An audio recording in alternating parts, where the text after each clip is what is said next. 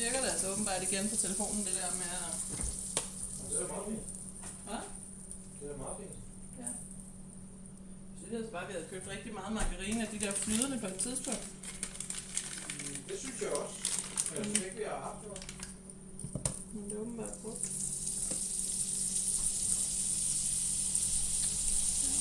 Men vi altid brugt smør jo. Ja. Jamen, jeg har også noget margarine til nu, så det ikke er det, men...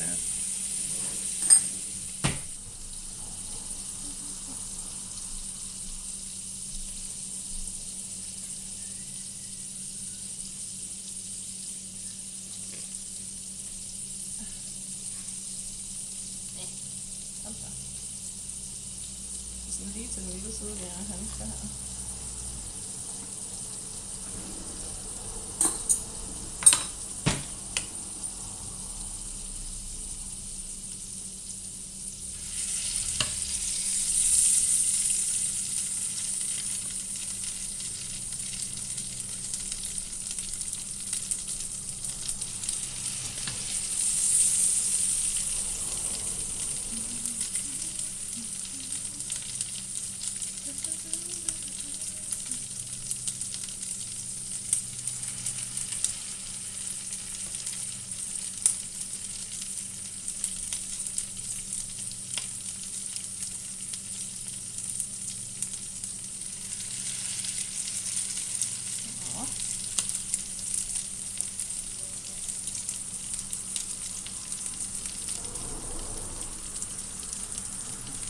Jeg troede faktisk, at du havde brugt din telefon derovre. Så det jeg tænkte, jeg skal ikke lukke dit spil ned eller noget eller andet for mig. Ja, det er da for meget. Jeg skal ikke have lov til hvad som her. Så stiger det mig bare til hovedet.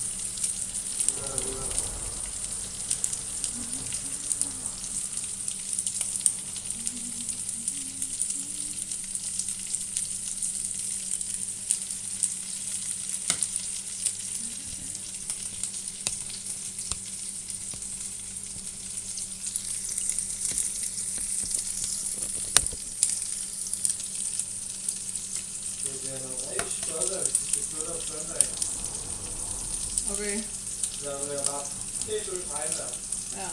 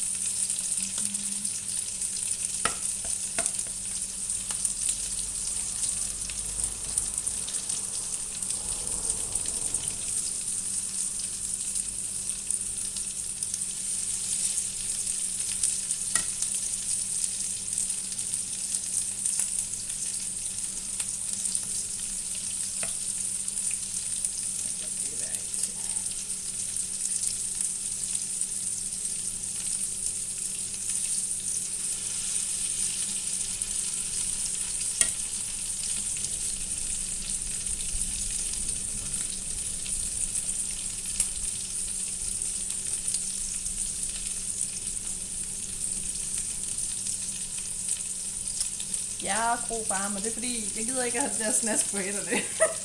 Så det er meget nemmere. Så er jeg færdig med at forme frikadeller, så kyler jeg bare handsken ud, og så spiller det. Der er ikke noget dårligt at sige om det. Jeg får der rimelig knop på den her. Ja. Men hvad, havde du ikke ferie nu også? Kujon, hvad mener du? Det er bare... Ej, det tager så lang tid at vaske hænderne, og det er besværligt. Er lyden egentlig fint nok? Sådan, altså er det højt nok, eller hvad, når jeg snakker?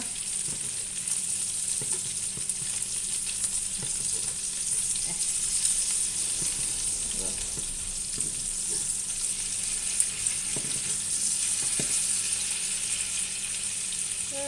Jeg kan godt høre det. Super. Og panden, ja. Jamen, det er lidt svært at slukke for lyden på den. Så,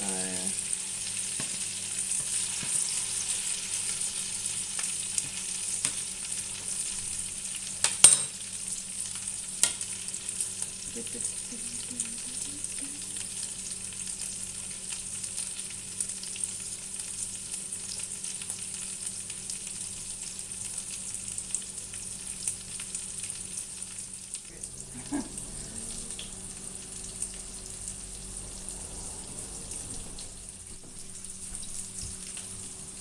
så kan man faktisk næsten både se frikadeller og mig.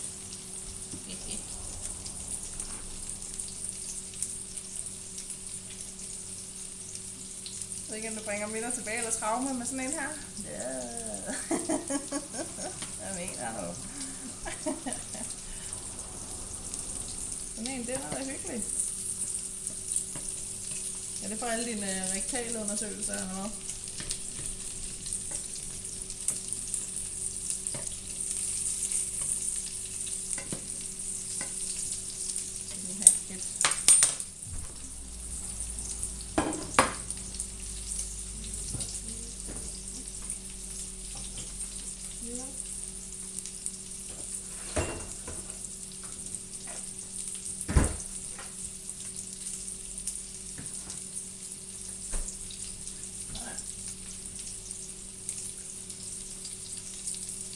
Nå, du er ikke klar over, hvordan det er. Nå, medellerne. Ej. Så gider du ikke at lave det derhjemme, eller hvad? Nå. Det er da ellers lækkert. Jeg kan godt lide det.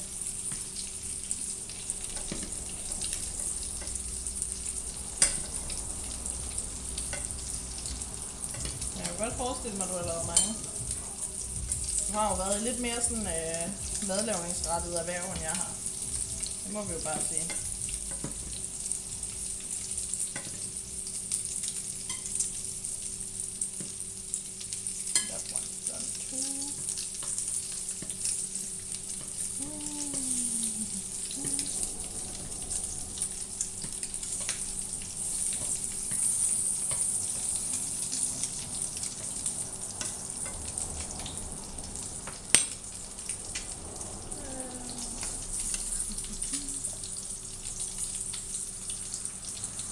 Nu brugte jeg også 3,5 år på at lave deler.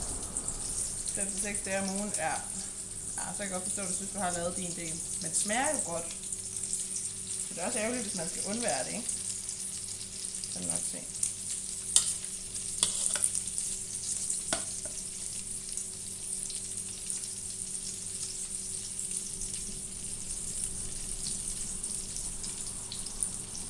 Men hvad, du vidste ikke, om du var med senere til game, hvis vi går på igen?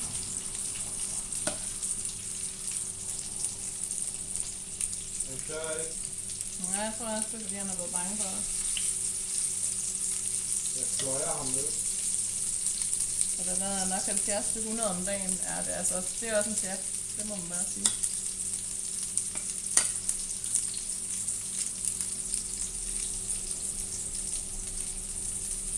Men på den anden side, altså 70-100 om dagen. Hvad bliver der ud af den her portion? Der bliver vel, det ved jeg ikke, 20 eller sådan noget. Så jeg tænker da ikke 70-100, det er sådan helt, det er da ikke så meget. Frikadeller, det er det, Roba, velkommen til. Har en halv aftale med venner her til aften, men hvis vi får fra. Okay. Hvornår er den aftale, ved du så?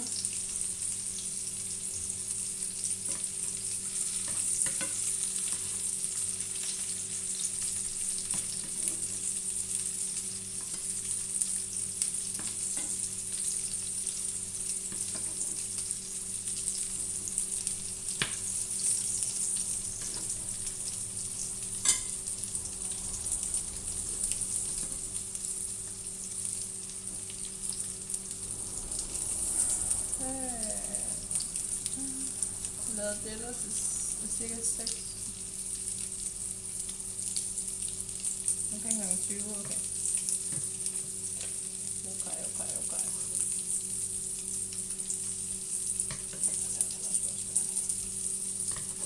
Sådan der. Ja.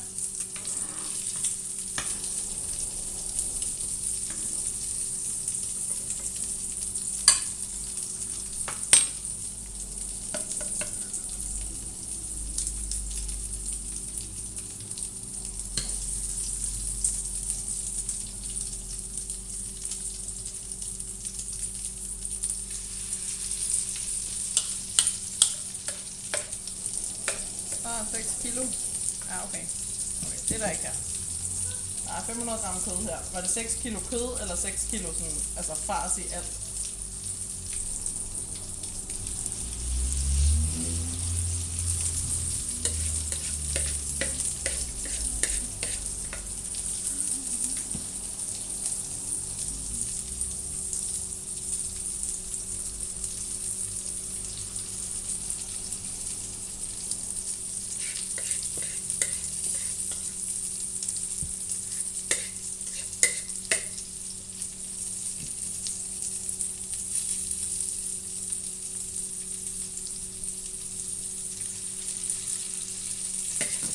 Det bliver godt nok en lille delle, den her til sidst her.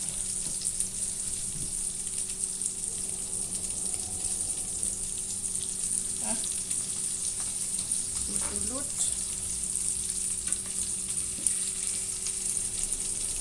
Hvad skal jeg til? Vi har smidt nogle kartofler i ovnen med timian på, og olie og salt selvfølgelig. Og så er det planen, at vi spiser dem til. Vi var sådan lidt, om det skulle være kogte kartofler og brun sovs, eller de der timian-kartofler, men vi var lidt dovne og endte med at gå med timian-kartoflerne. Det passer sig selv, og der skal ikke laves en sovs. Så det var nemmere. Det var nemmere.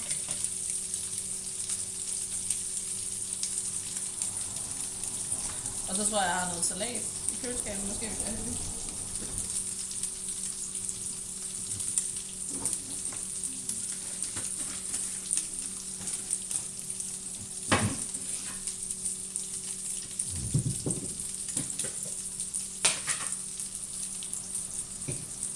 Det var jeg ikke.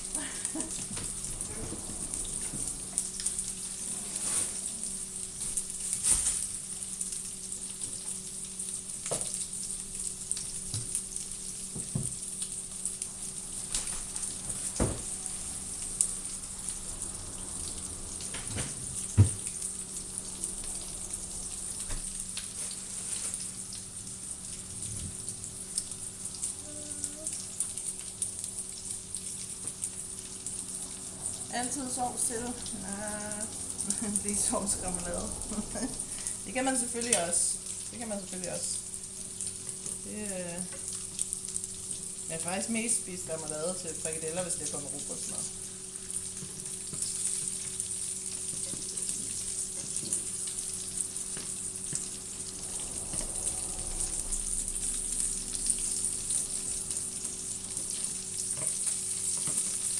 Så kan de lige komme ind og få varmen.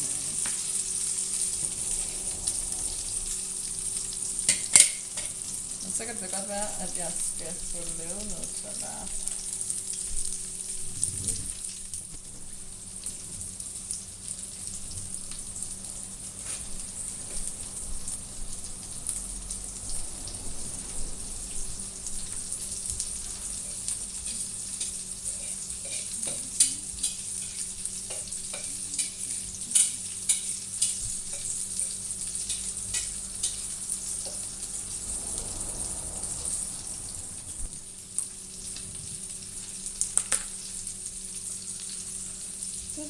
Hvad skal du have at spise, Gruber?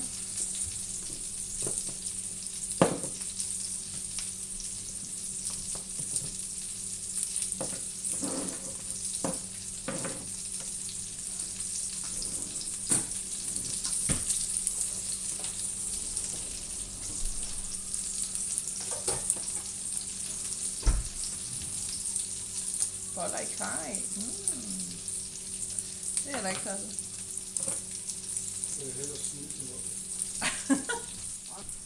Jeg kan så hermed underrette om, at Mathias er ikke, og jeg gentager ikke, boller i kaj-fan, åbenbart. Om det så kun er det også sovsen? Ja. Altså, kan du slet ikke lide kaj generelt? Jeg er faktisk ikke særlig spist kaj, hvor jeg ikke kan lide kaj. Og risene kan jeg ikke rigtig... Jeg ved godt, du ikke tåle risene, men man kunne godt lave noget andet til, måske. Men jeg kan ikke komme af kaj. Ja. Ja, så er det nok generelt en dårlig ret til dig.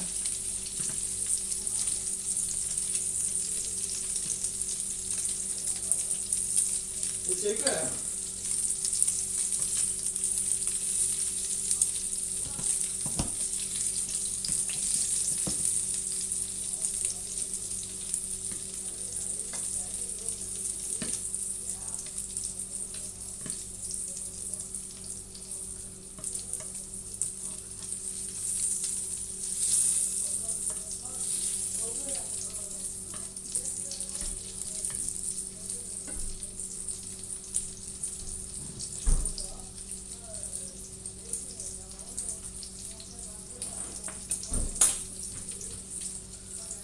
hans svager egner sig til...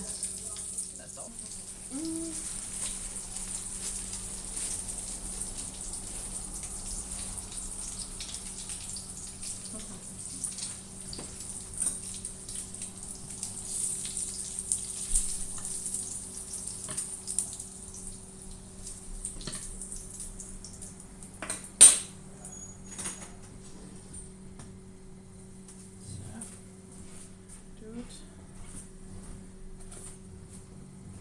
Und ein Kneif.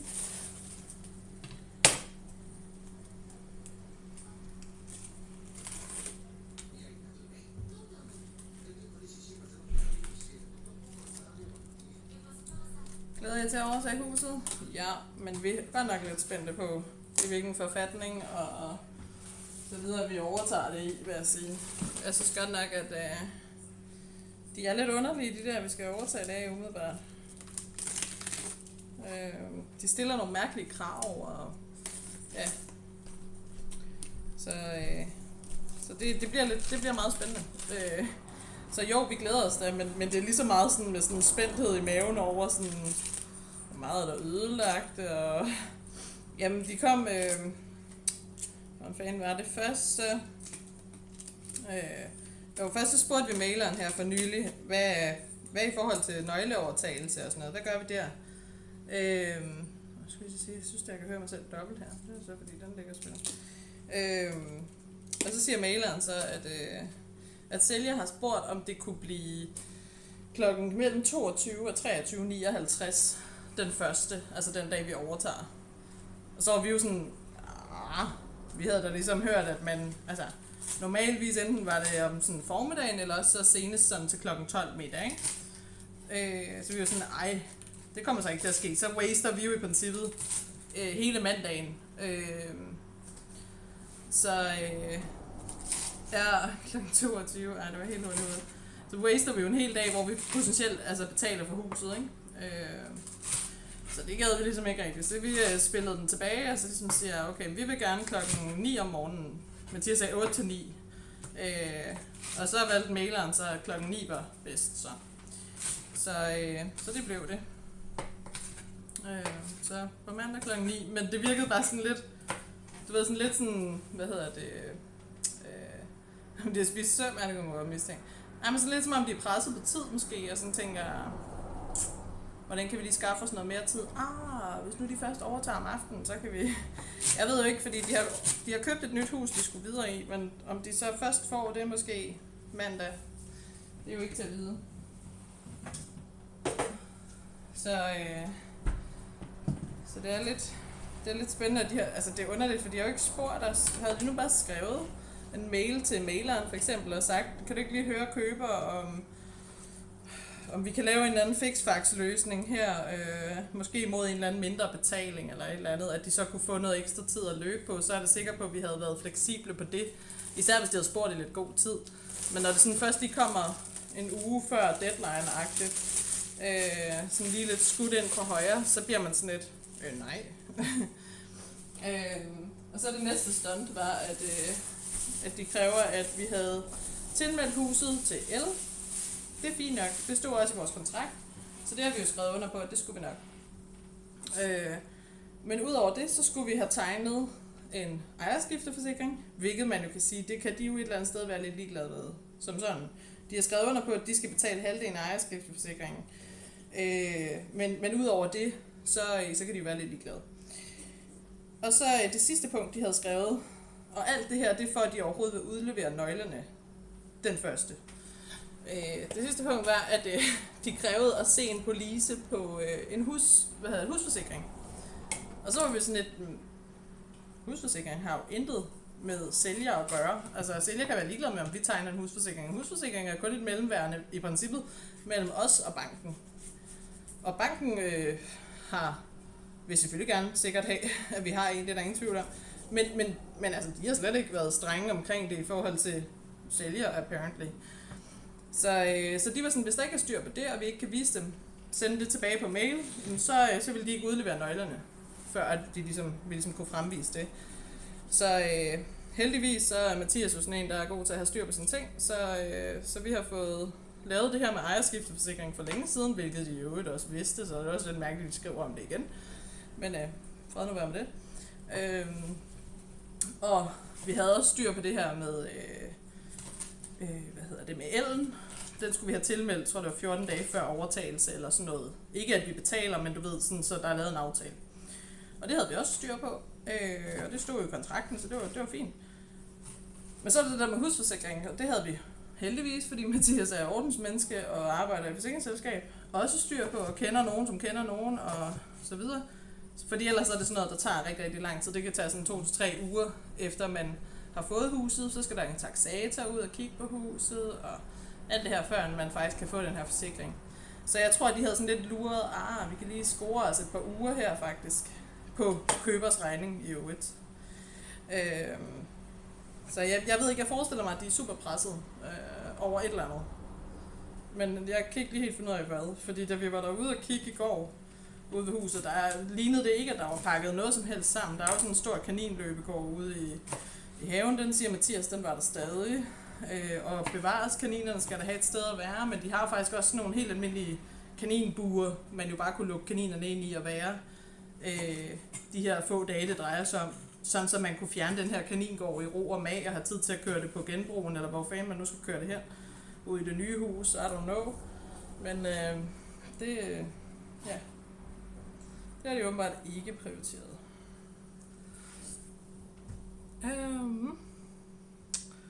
Jeg skrev, du gad maileren møde op klokken. Det tror jeg ærligt ikke, han gad. Jeg tror lidt, han også sådan, du ved, håbede på, at vi var sådan, fuck nej.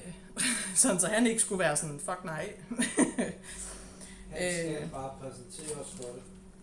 Ja, han har, Mathias siger, at han har fået at vide, eller han ved jo, at han skal, det som sælger siger, det skal han viderelevere til os, uanset om mailer synes, det er en god idé. Jeg er sikker på, at hvis vi havde sagt, det lyder spændende med kl. 22, så kan det godt være, at mailer måske havde en holdning til det. Men nej, selvfølgelig gider han ikke arbejde på det tidspunkt, det ville være mærkeligt.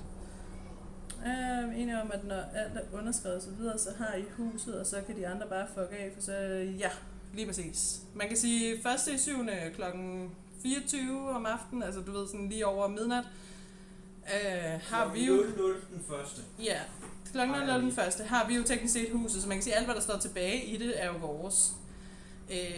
Jeg ved ikke, om jeg er så firkantet og indrettet, at hvis nu der står en enkelt ting, og de ikke har fået det fjernet, så fair nok. Men det skal jo fjernes lynhurtigt. Det skal ikke være sådan noget, der går flere dage-agtigt. Det gider jeg ikke. Det skal være ja. Og hvis de ikke udleverer nøgler, så er de jo bare i gang med... at sidde i et hus, de ikke ejer. Ja, det er præcis. Så altså, man kan jo bare få en... nøglefidus. En låsesmed forbi. Og lige skifte lortet. Det er jo dyrt, og det er pisseirriterende, og det burde ikke... Men regningen får til at tilfælde dem. Ja, det gør den jo nok. Men det vil bare være træls at skulle have sådan noget advokathejs indover, for det tager også tid og ressourcer og energi, vi kunne have brugt på rigtig meget andet fedt end lige det. Så vi krydser fingre for, at det bare bliver totalt smooth, og de står klar mandag morgen, eller mailer gør, og alt er i skønneste orden. Så vi forventer at overtage en meget, meget slidt, tror jeg man kalder det, ikke passet have, og en meget, meget beskidt hus. Og man kan roligt sige, at der er knæhøj karse. Ja, det... Fordi i fliserne, der er der groet græs op til knæene. Jeps. Ja, det er helt sygt. Men altså, man kan også sige, at de har solgt deres hus. Nu behøver de ikke at gøre med ved det. Og sådan tror jeg, der er mange, der tænker. This is not a part of my property anymore. Hallo, AGF, velkommen til. Ja, det er jo teknisk set i stuen, faktisk. Jamen, vi har køkken og stue i et. Det er køkken, stue, alle rum, du er faktisk også med i soveværelset, ja. Næsten where også badeværelse gang. Ja. Det er nogle seriøse størrelser af gurker, de har købt den her gang i husen. Yep. Det var fordi, de tænkte, det var til de... Frækt, ja, lige præcis. Så lige nu har jeg teknisk set lavet frikadeller i mit soveværelse. Men der er ikke noget bedre end at ligge sig med sådan en dyne, der bare smeltet margarine. Men jeg kan minde mig om, at jeg lige skal være med til en udsmidning 1. august. Nå for søren, det lyder alvorligt. Hvem er det, der ikke vil flytte?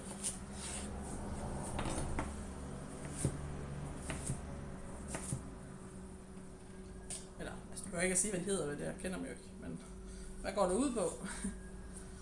Det er ikke første gang, du har pillet lidt ved dellerne i det værelse. Og det er korrekt. Og det er rigtigt. Ja. Og det er rigtigt. Ja. Der har pillet meget ved de køddeller. Gider du at sætte frikadellerne over på bordet? Det var fordi de står lige i vinden, så det kan godt være, de bliver lidt kolde. Nå, men de var fint tilpas. Okay. Hvad med de der, jeg har sat i ovnen, som jeg har glemt alt om? Jeg har ikke kigget til dem, så tænker de er sorte. Nej.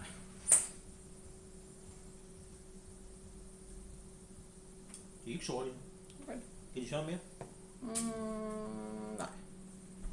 Kommer an på, om de er klar. Så ikke det nemmest at tage med sådan en her? Ja. Det er jo lige pille ved dem. Gør det.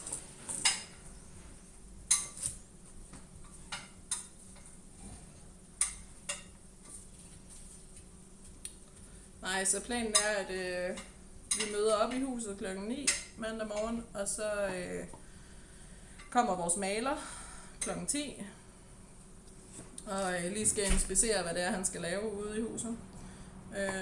Og så håber vi, at det går vel, at han starter forhåbentlig tirsdag, det kunne være lidt frækt.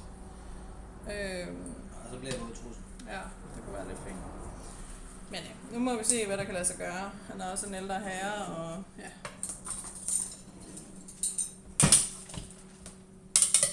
Der er fri afbenyttelse af øl, hvis han kan starte tirsdag. Ej, han skal sgu male ordentligt. Ja, jeg er ligeglad. Bare han kan starte tirsdag. Så kan han starte med at drikke en ramme øl. Man kan selvfølgelig heller ikke rigtig sige, at det er alkohol i arbejdstiden, eftersom han er gået på pension 1.7. Ja. Så Ja. Jeg kan simpelthen ikke finde ud af at åbne en det er der jo ikke nogen mennesker, på. der kan. Du skal jo gøre det over en håndvask. Nej, Hvad skulle jeg undre dig? ved jeg ikke. De er våde ud over det hele og sådan noget, der er saltvand forrest.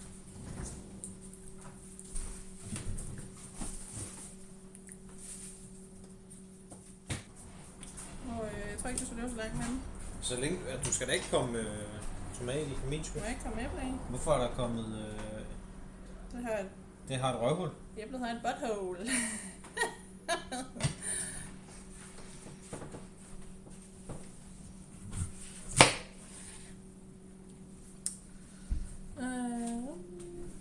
Vi har en, som ulovligt udlejer sin lejlighed, og de har ikke givet en korrekt indsigelse i forhold til deres arsel om udsmidning.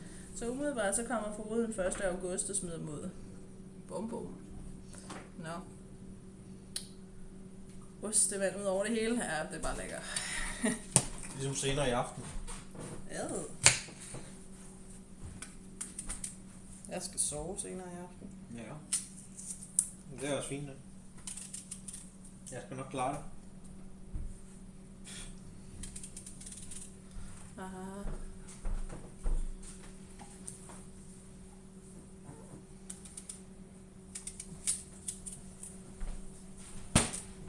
Ja.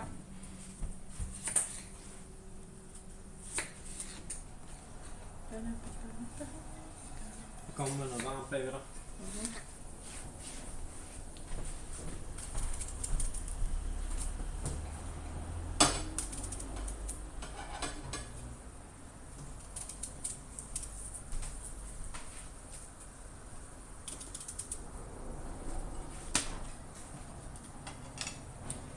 Jeg er blevet rimelig skarp med en swupper.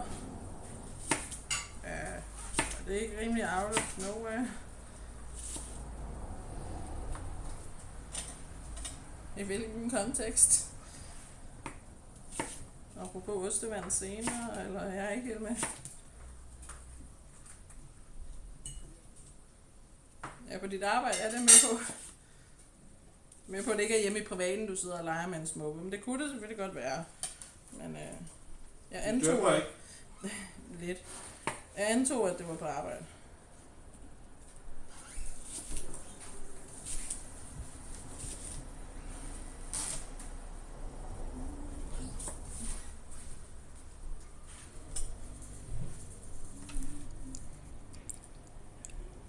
Kan du ikke lige holde op med det der? Hvorfor? Men fordi der kommer smaskelyd med på, det gider jeg faktisk ikke. Nu jeg ikke har lært at sortere mærkelige lyde fra endnu, Nå. så kunne det bare være helt perfekt.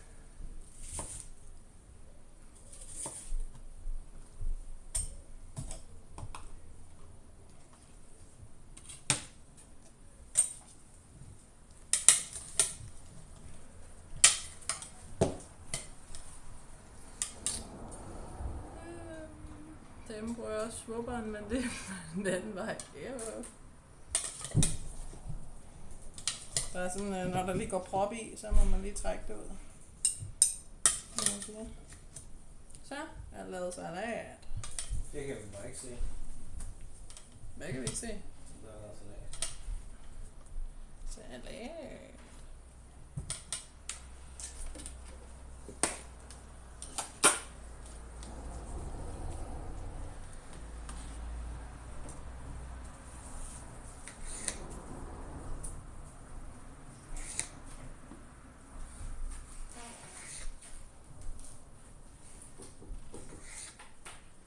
Er du klar til at spise?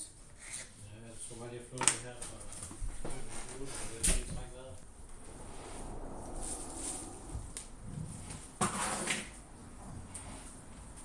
Nå, tæt. Nu vil vi spise noget mad.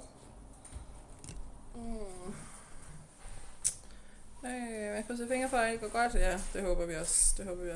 Det kunne være fedt. Og I får de afleverede nøgler. Ja, fordi det var også sådan, det næste issue, det var, at de kunne ikke rigtig tage ud til maileren og aflevere dem. Så de bliver sådan lagt et eller andet sted på grunden, der bliver aftalt med maileren, og ja, de er mærkelige. Men det bliver spændende. Men jeg vil gå over og spise noget mad tæt. Kan I have det dejligt? Tak fordi I lige kiggede med. Det kan være, at vi kommer live senere. Måske ingen ved det. Ikke? Men bye bye.